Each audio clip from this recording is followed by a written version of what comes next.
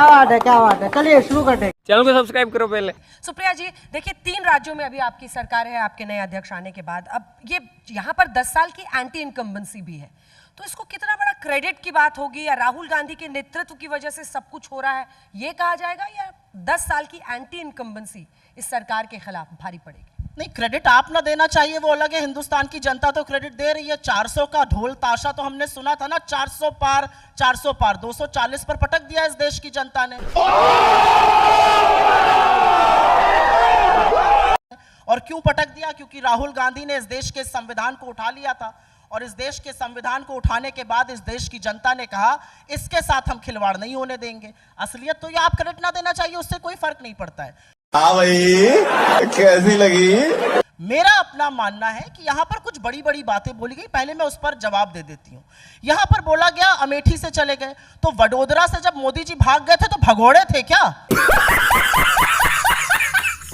मैं जानना चाहती हूं, वडोदरा से भाग कर ही तो वाराणसी आए थे, भगोड़ा थे क्या? ये पूछना पड़ेगा। राहुल गांधी जी ने तो नरेंद्र मोदी जी से तमाम गुना ज्यादा वोट से रायबरेली जीत लिया। नरेंद्र मोदी तो 12,000 से ट्रेल कर रहे थे अजय राय जी से, उस पर मेरा मुंह मत खुलवाइए।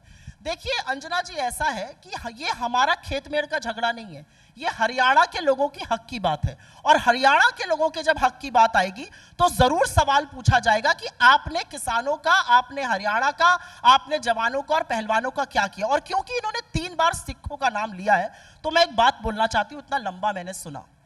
इस देश का प्रथम सिख प्रधानमंत्री सरदार मनमोहन सिंह हुए। उनके लिए, और बड़े विश्वविख्यात अर्थशास्त्री थे, पढ़े लिखे थे, बिना पीआर तंत्र के, बिना एजेंसियों के माइक के लोग उनको अपना गुरु बनाते थे, राजनेता तक, बराक ओबामा से लेकर एंगेला मर्केल तक। उस सिख प्रधानमंत्री के लिए बीजेपी ने क्या क्या कहा, वो 5 बातें मैं बता देती हूं, फिर सिखों के सम्मान की बात करेंगे। वो रेनकोट पहनकर नहाते हैं। इतना घटिया बयान नरेंद्र मोदी ने इस देश के पूर्व प्रधानमंत्री सरदार मनमोहन सिंह जी के लिए दिया।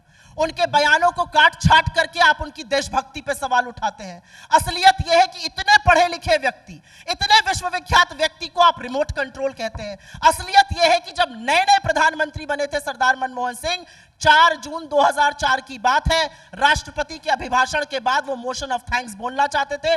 बीजेपी ने इतना उपद्रव मचाया कि उस सरदार को बोलने नहीं दिया गया। और असलियत यह है कि सरदारों की शालीनता को भंग करके, उनके नाम को अपभ्रंश करके ये आज तक बोलते हैं। मनमोहन सिंह आप बोलेंगे और आप सिखों के सम्मान की बात करेंगे। एक सिख पगड़ी पहन के वेस्ट बंगाल में आपके नेताओं को रोक रहा था, और तब आपके नेताओं ने उसको खालिस्तानी कहा था। वीडियो हर जगह मौजूद है। आप माफी मांगिए पहले इस देश के सिखों से जो आपने किया है। मेरा मुंह मत खुलवाइए सिखों। अरे बाप रे, ये तो धोती खोल रहा है। हरियाणा में है, एक मिनट, हरियाणा में, हरियाणा की बात कर लेते हैं। हरियाणा के 2 लाख सरकारी पद खाली हैं। हरियाणा में 38% बेरोजगारी है।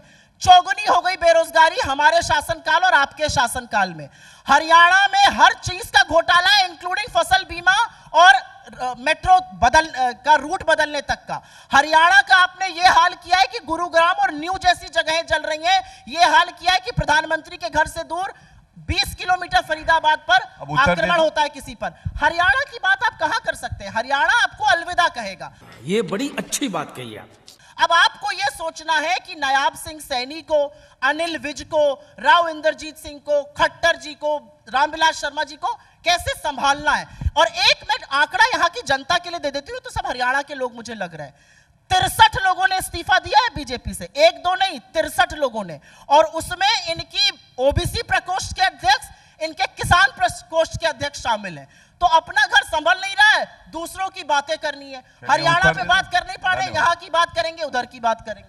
मजा आया। चैनल को सब्सक्राइब करो पहले, लाल कलर का बटन नहीं से दबाओ, जल्दी दबाओ।